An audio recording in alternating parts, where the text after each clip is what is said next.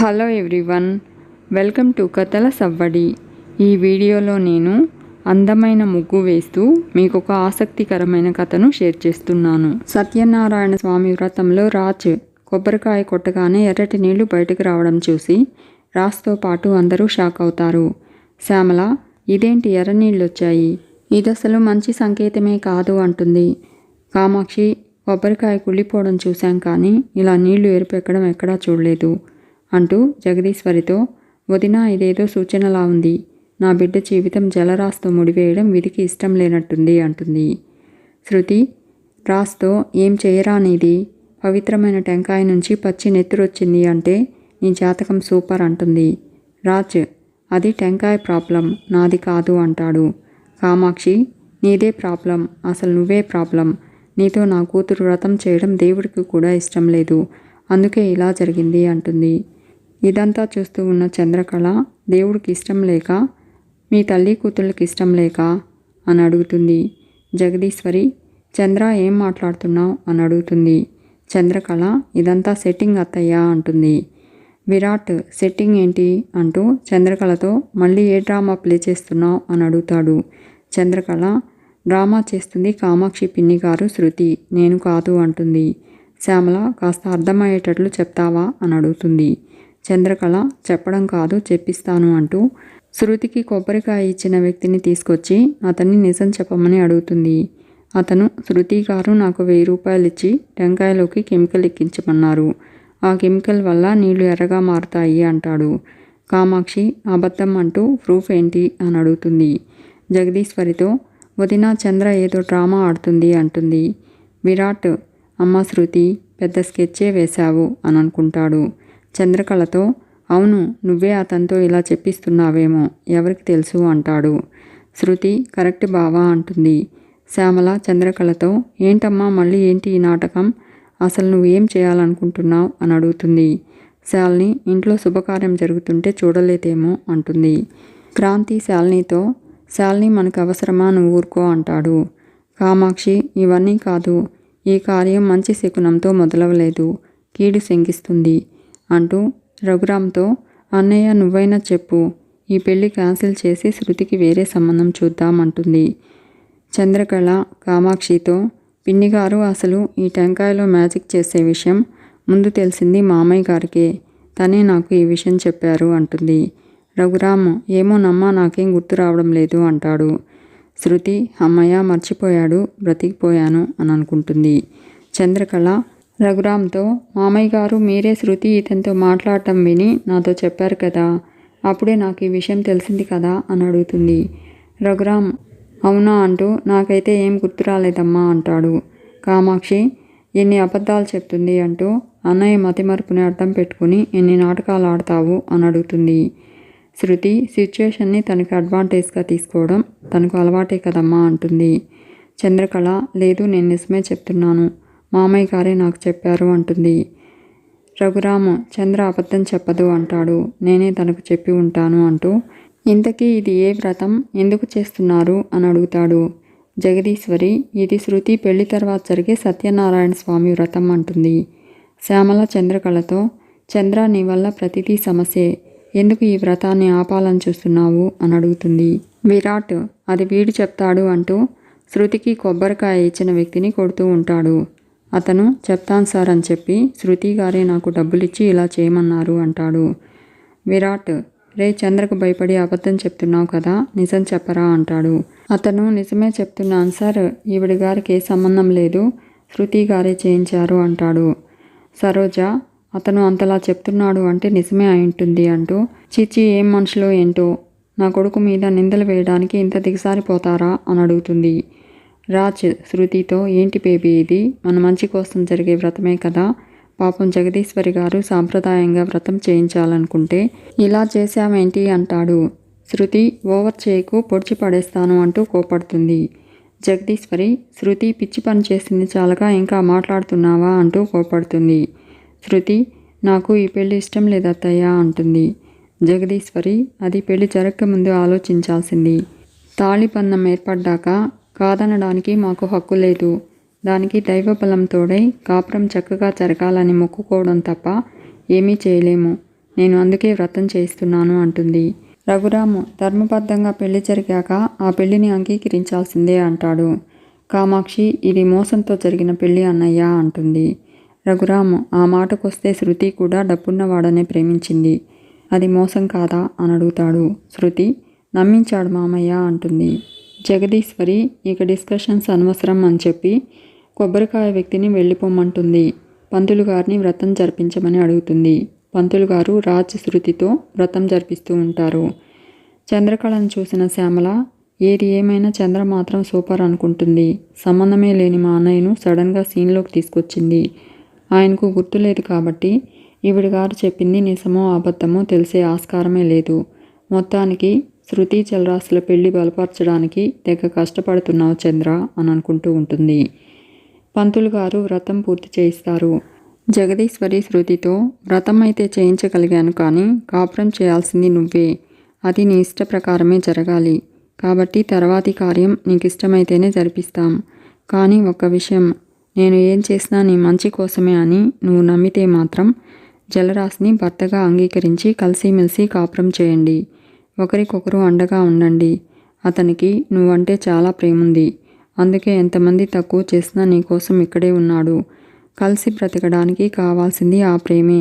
అర్థం చేసుకో. జలరాశిని క్షమించు, భర్తగా అంగీకరించు అంటుంది.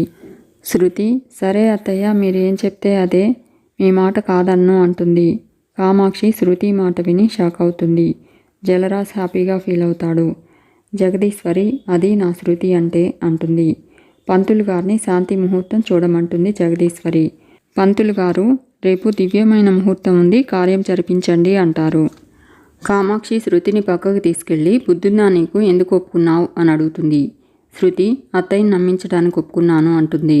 ఫస్ట్ నైట్ జరిగిదమ్మా, వాడికి ఫస్ట్ ఫైట్ చూపిస్తాను. అత్తయ్య వాడిని మంచోడనుకుంటుంది కదా, వాడి అసలు రూపం బయట పెట్టి అత్తయ్యే వాడిని గెంటేసేలా చేస్తాను, నువ్వు చూస్తుండు అంటుంది. కామాక్షి అంతేనంటావా అంటూ ఉంటే శృతి అంతకన్నా దారి లేదమ్మా, లేదంటే అత్తయ్య నా పెళ్ళిని అఫిషియల్ చేసేస్తుంది అంటుంది. కామాక్షి ఏం చేసినా కొంచెం త్వరగా చెయ్యి అంటూ ఏంటో నీ బ్రతుకు ఇలా అయిపోయింది అంటుంది. శృతి జలరాజు ఈసారి ఎర్ర నీళ్లు టెంకాయ నుండి కాదురా, నీ గుండెలో నుంచి వస్తాయి అనుకుంటుంది. ఇక కామాక్షి చంద్రకళ దగ్గరకు వస్తుంది. కుంపటి పెట్టడం, కూల్గా ఉండడం, ఏం స్ట్రాటజీ అలవాటు చేసుకున్నావు అంటుంది. చంద్రకళ శృతి పెళ్లి వల్ల మీకు మతిపోయినట్టుంది పిన్ని గారు, మీరు మాట్లాడేదేమీ అర్థం కాలేదు అంటుంది. కామాక్షి నీకు ఎదుటి వాళ్ళ బాధ ఎప్పుడు అర్థమైంది కనుక, ఎప్పుడు నీ స్వార్థం, నీ అవసరాలు, నీ ఇష్టారాజ్యాలు తప్ప అంటుంది. చంద్రకళ ఇప్పుడేంటి, వ్రతం జరిపించేలా చేశానని నాతో కయ్యానికి వచ్చారా అని అడుగుతుంది. కామాక్షి పని కట్టుకుని మరీ మా ప్లాన్ చెడగొట్టావు, అసలు నీకేంటి అవసరం అని అడుగుతుంది. నేనేదో ఆ పెళ్లిని తెగదెంపులు చేసి శృతిని జలరాశి నుంచి కాపాడాలని ట్రై చేశాను, అది కూడా చూడలేకపోయావు కదా నువ్వు అంటుంది. చంద్రకళ మీరెంత నిందించినా శృతి పెళ్లి విషయంలో నా హస్తం లేదు అంటుంది. ఇంతలో శ్యామల కూడా వస్తుంది. నువ్వు అన్నంత మాత్రాన మేము నిన్ను నమ్మేస్తామనుకోకు, శృతిని నీకు అడ్డు తప్పించాలని నువ్వు ఆ పెళ్లి జరిగేలా చేశావు అంటుంది. చంద్రకళ గంతకి తగ్గ బొంత అన్నట్టు మీరు తోడయ్యారు అంటుంది. కామాక్షి చూసావా శ్యామ ఎంత మాట అంటుందో అంటూ ఉంటే చంద్రకళ పిన్ని గారు పదార్థాలు తీయడానికి ఏమీ లేదు, గంతకి తగ్గ బొంత అంటే పూతు కాదు పోలిక, ఇద్దరూ ఒకేలా మాట్లాడుతున్నారు కాబట్టి వాడాను అంటుంది. శ్యామల ఎందుకు వాడవు, నీకు సమయానుకూలంగా మనుషుల్ని వాడడం బటర్ ఎడ్యుకేషన్ కదా అంటూ అదే వెన్నతో పెట్టిన విద్య అంటుంది. చంద్రకళ పర్లేదు అప్డేట్ అవుతున్నారు అంటుంది. శ్యామల నిన్ను అవుట్డేట్ చేయాలి కదా మరి అంటుంది. చంద్రకళ అది జరగదు పిన్ని గారు అంటూ మీరు చెప్పుడు మాటలు విని నాకు చెడైపోయారు కానీ లేదంటే మీ అంత మంచివారు లేరు అంటుంది. శ్యామల పొగడ్తలకు పడిపోయే టైప్ కాదు నేను అంటుంది. నీకు చివరిసారిగా వార్నింగ్ ఇస్తున్నాను, ఇంకొకసారి మా అన్నయ్య మతిమరుపుని వాడుకుని నీ ఐడియాలను ఆయన మీదకు నెట్టేయాలని చూసావంటే అంటూ వార్నింగ్ ఇవ్వబోతూ ఉంటుంది. అప్పుడే జగదీశ్వరి శ్యామల అంటూ శ్యామల దగ్గరకు వస్తుంది. చంద్రని ఎందుకు ఆడిపోసుకుంటున్నారు అని అడుగుతుంది. జగదీశ్వరి మాటలు విని శ్యామల కామాక్షి షాక్ అవుతారు. జగదీశ్వరి తను చేసింది మంచి పనే కదా అని అడుగుతుంది.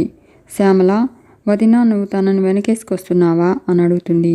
జగదీశ్వరి మంచి పని చేసినప్పుడు మెచ్చుకుంటే తప్పేం లేదు అంటుంది.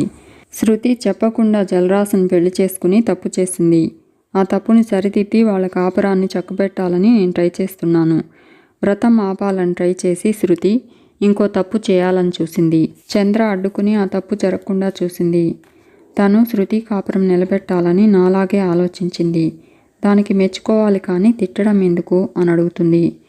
చంద్రకళతో, చంద్ర నువ్వు చాలా గొప్ప పని చేశావు, ఎవరేమన్నా పట్టించుకోవద్దు సరేనా అంటుంది.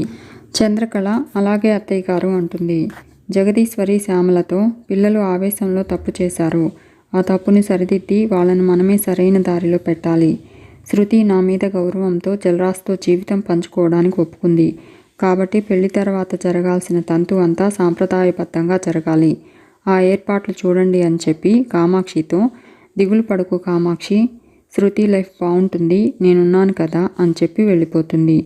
చంద్రకళ పిన్నిగార్లు కాస్త సైడ్ ఇస్తారా అంటూ, అంటే నేను మెయిన్ ట్రాక్ ఎక్కేశాను కదా అంటూ కామాక్షి శ్యామల మధ్యలో నుండి నెట్టుకుంటూ వెళ్ళిపోతుంది చంద్రకళ.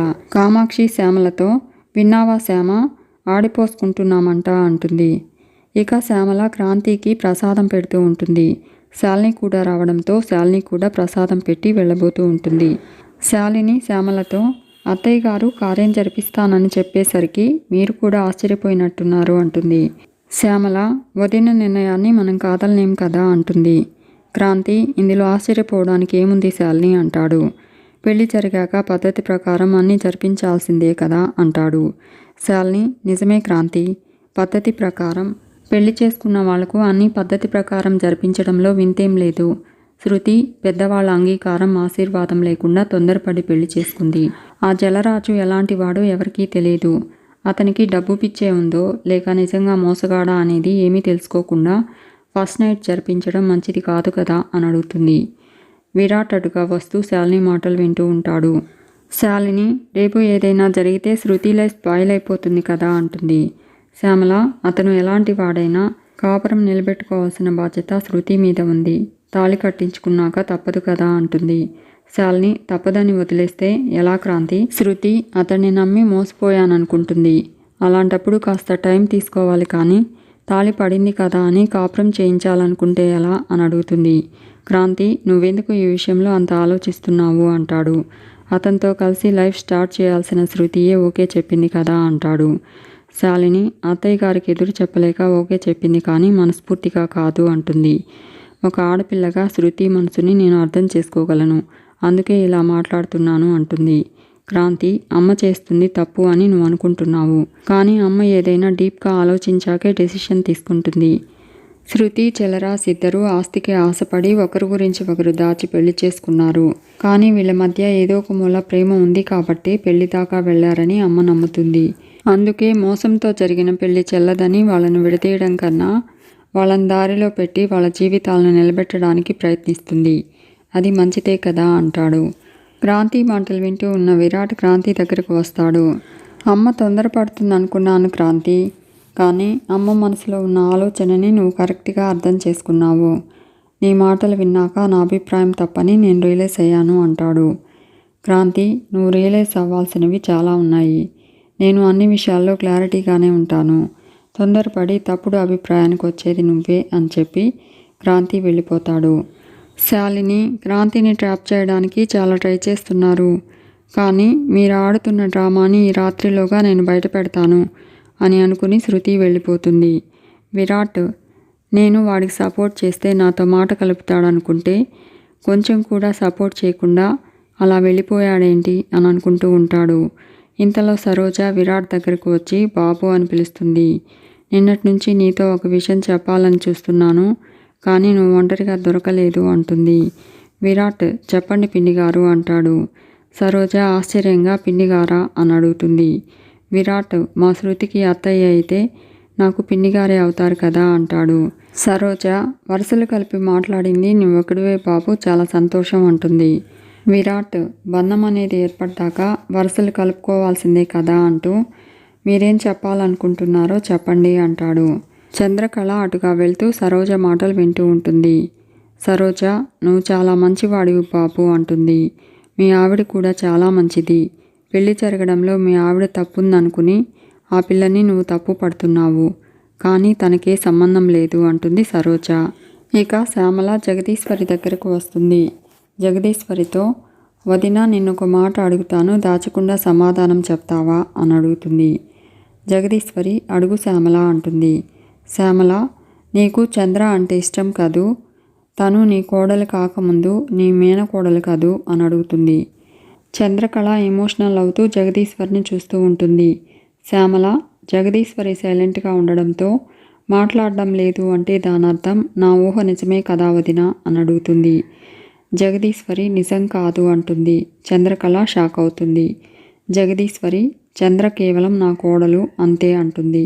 మీకు ఈ వీడియో నచ్చితే లైక్ చేయండి, షేర్ చేయండి, తప్పకుండా సబ్స్క్రైబ్ చేసుకోండి. Thanks for watching.